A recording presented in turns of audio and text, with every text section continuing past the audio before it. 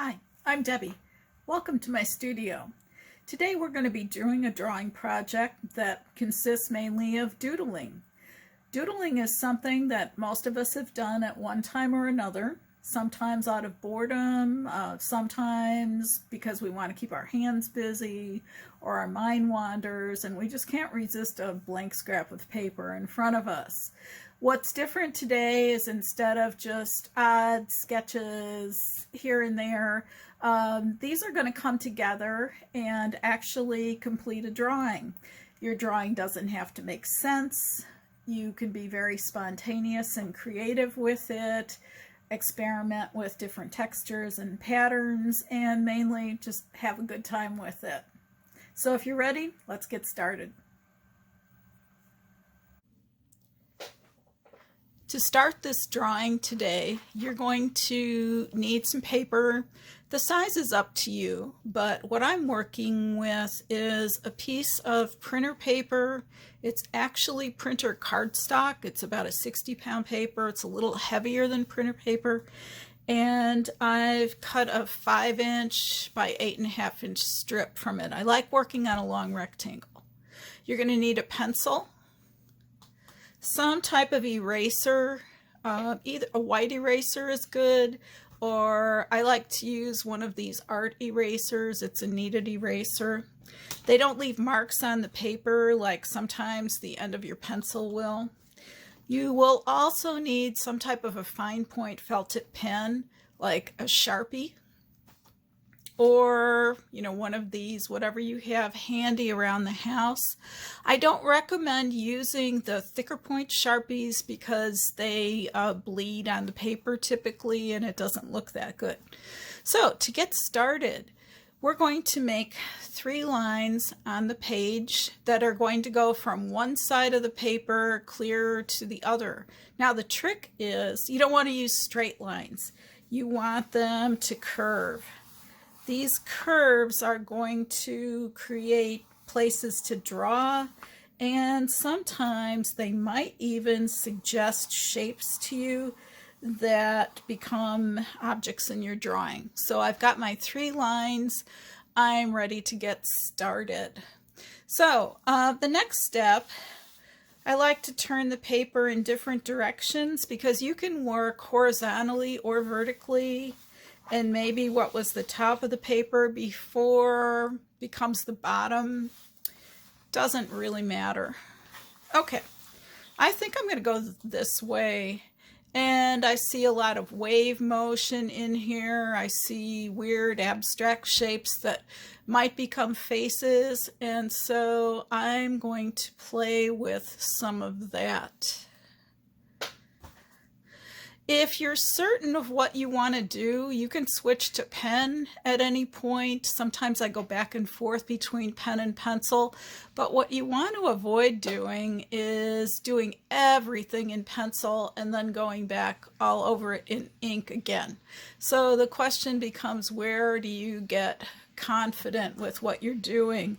I'm going to switch to pen because I see something in this that triggers some ideas, and so I feel ready to move forward. So to me this shape looks a bit like a weird face, and so I'm going to go ahead and put in an eye, which is going to be looking in that direction.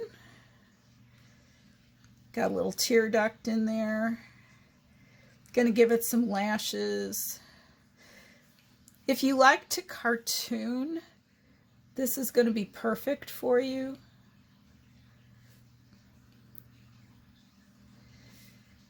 I'm not much of a cartoonist, quite frankly. My usual work is very realistic. But we all have to try new things at some point. Okay, and my weird looking person is going to have some hair.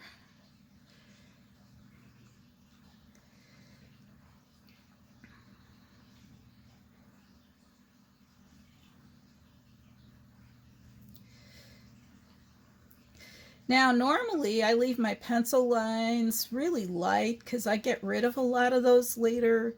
I left them dark so that you could see them for now. but a lot of these are going to get taken out. And some people go back over all of these with ink. I don't. I like the lines to be implied, meaning that our eye looks at them and there's no real line there, but we can tell where it is. You know what? I think this is going to also be kind of a curvy, hairy area.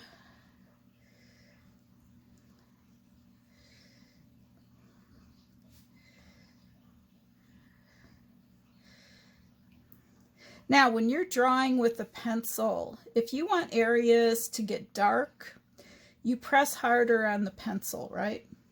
But when you're drawing with ink, whether you press a little bit or you press hard, it's going to be black or white. To get areas to look darker, it's all about keeping those marks, the ink marks, closer together. This part I may just blacken in.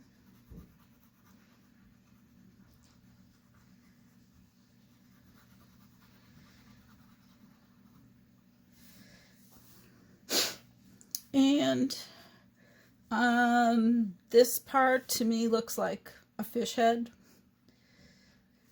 So I'm going to roll with that.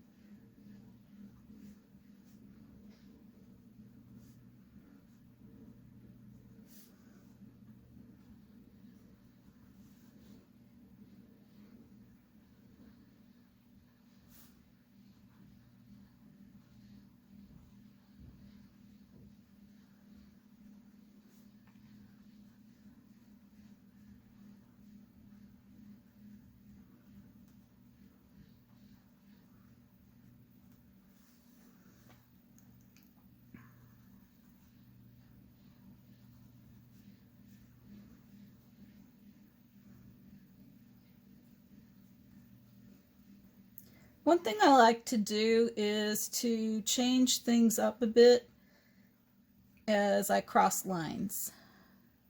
So you can see that the pattern that I'm using here for scales is different in this section than in that section.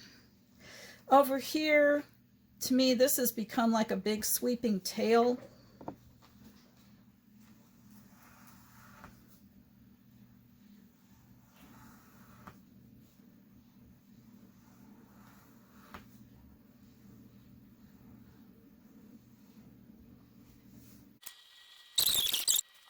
From here, I'm just going to speed through the rest of my drawing. Don't you wish you could do that? I'll bounce around different sections and aim for a nice mix of light and dark throughout. You'll notice that some areas maybe change a little bit from where I started. Just go with the flow.